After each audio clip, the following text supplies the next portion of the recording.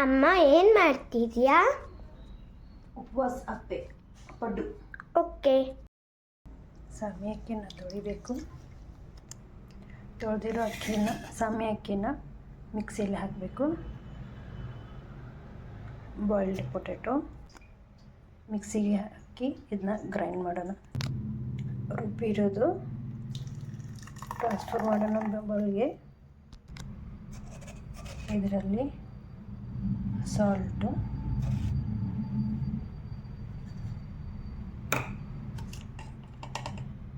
Baking soda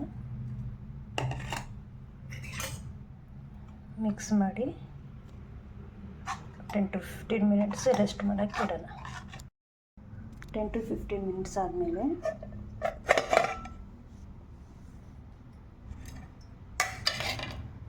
ಸ್ವಲ್ಪ ಜೀರಿಗೆ, tomato, ಅಪ್ಪೆ ಪ್ಯಾನ್ಗೆ ಆಯಿಲ್ ಅಪ್ಲೈ ಮಾಡಿ ನೀವು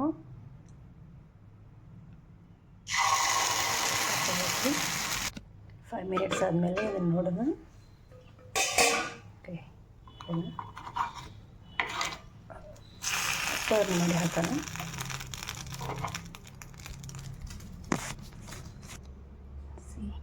ಉಪವಾಸ ಪಡ್ಡು ಇವಾಗ ನೈವೇದ್ಯ ಹಿಡಿದು ಕೊಡ್ತೀನಿ.